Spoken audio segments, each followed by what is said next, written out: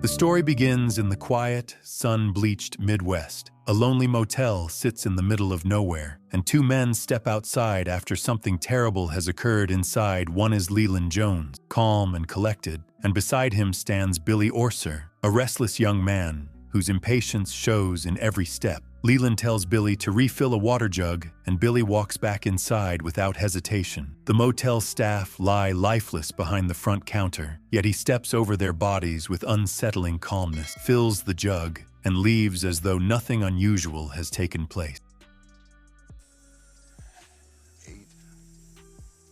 In a peaceful nearby town, Tom Stahl prepares to close his small diner for the night. Tom is gentle, soft-spoken, and well-liked in the community. His wife, Edie, a committed attorney, arrives to pick him up. As they drive home, the streets are quiet, almost comforting. Edie teases him, hinting that she has planned a special night. She playfully reminds him that they never had the teenage romance experience. When they reach home, the atmosphere shifts to warmth and affection. Edie steps away briefly, then returns dressed in a cheerleader outfit, making Tom laugh with surprise. They share a quiet night full of closeness and youthful energy, rediscovering the lightness in their marriage. We never got to be teenagers together.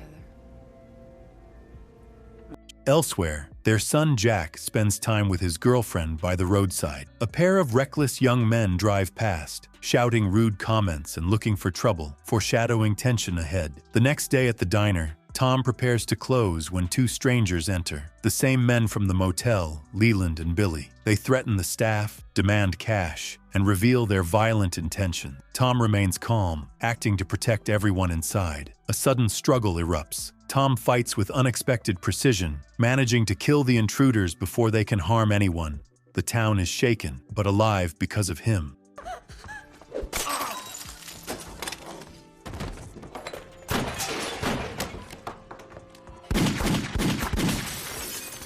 News spreads quickly. Reporters gather, praising Tom as a local hero. Neighbors congratulate him, and cameras flash as he tries to maintain his modesty. Even his children express pride, although Tom insists he did only what anyone would have done. But beneath the praise, something unsettles him. That night, as the family celebrates his bravery, Edie notices a black car parked across the street. Tom sees it too, and the unease in his eyes hints at a past he hoped was buried forever.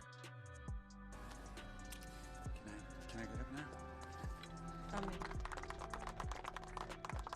A few days later, while the diner is crowded with customers, three unfamiliar men walk in. The leader introduces himself as Carl Fogarty. Pale, cold, and marked by a deep scar, Carl speaks with unsettling calm. At first, Tom treats them like any other customers, but Carl begins addressing him by another name, Joey. He mentions Philadelphia and events Tom denies ever being part of. Tom tries to maintain composure, insisting that he's Tom Stahl, a simple family man. Carl, unconvinced, quietly leaves, but not without leaving a heavy shadow behind.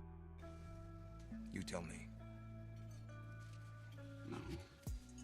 Authorities question Tom about the men. They explain that Fogarty and his associates belong to a dangerous East Coast crime group, known for countless acts of violence. The sheriff wonders why such men would travel so far unless they were certain they recognized someone. Tom denies everything, but anxiety grows within him. The next day, Tom notices the same black car circling near his diner. Fear surges through him. He calls Edie, urging her to grab a shotgun and stay inside with the children. He rushes home, panic overriding the pain in his injured foot. When he arrives, he finds Edie trembling but ready to protect their family. Jack and Sarah watch with confusion as Tom tries to reassure them, though the fear in his voice betrays him.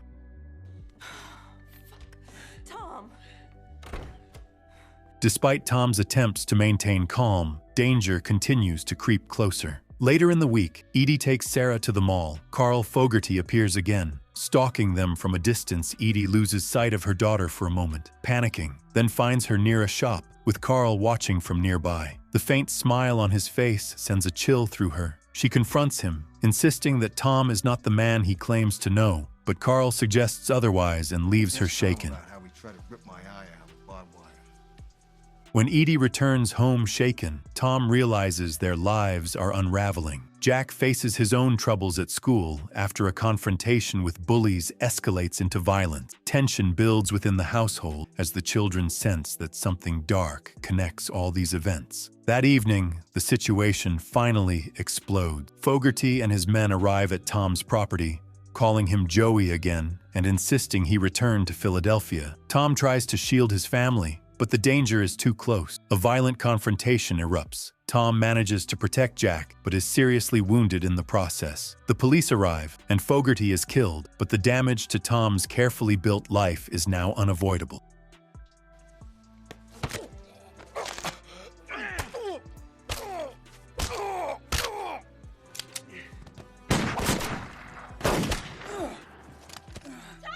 Tom wakes in a hospital bed, while Edie sits beside him, torn between love and betrayal. She has seen the way he fights. With skill far beyond that of an ordinary small-town man, she demands the truth, her voice trembling. Tom finally breaks. He confesses that many years ago his real name was Joey Cusack. He was raised in Philadelphia and became involved in a brutal Irish crime family. He admits to doing terrible things. Living a life of violence, he eventually tried to escape. After a falling out with Fogarty, he fled, created a new identity, and tried to build a peaceful life as Tom Stall. Edie is devastated. She calls him a liar, feeling as though the man she married never truly existed. Their marriage cracks under the weight of his confession. The sheriff visits, clearly aware that Tom is hiding more than he admits. Though he suspects the truth, he chooses not to dig deeper, leaving Tom and Edie in silence.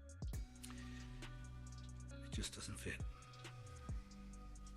That night, Tom lies awake, unable to escape the ghosts of his past. A phone call cuts through the silence. The voice on the other end is his brother Richie, the one person who knows everything about Joey's past. The call makes one thing clear: unfinished business still waits for him in Philadelphia. Before sunrise, Tom quietly packs and leaves. He knows he must confront Richie if he wants any chance of reclaiming his life. The long drive toward Philadelphia becomes a journey back to the identity he tried to erase. When he arrives, a rough young man escorts him to Richie's sprawling mansion. Childhood memories and past crimes seem to echo through the halls.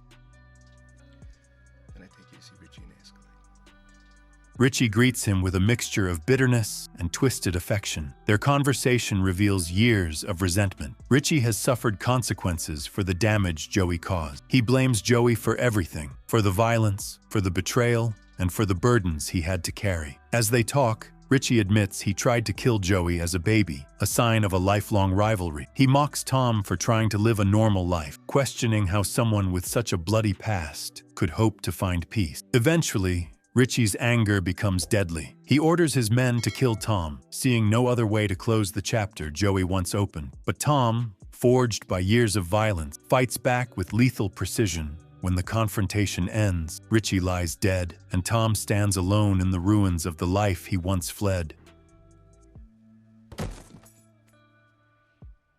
Tom drives home through the night, exhausted and haunted. When he finally steps through the door, he finds his family sitting at the dinner table.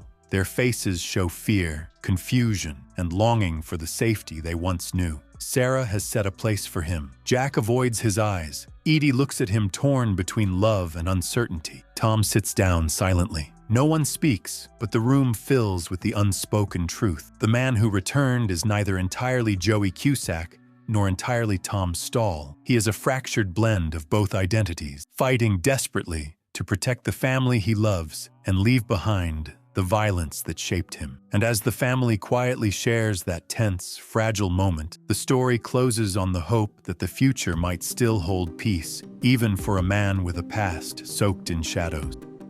End the movie. If you enjoyed this video, be sure to check out our other recaps and subscribe for more content. And leave comment Bello. Thanks for watching, and we'll see you in the next video.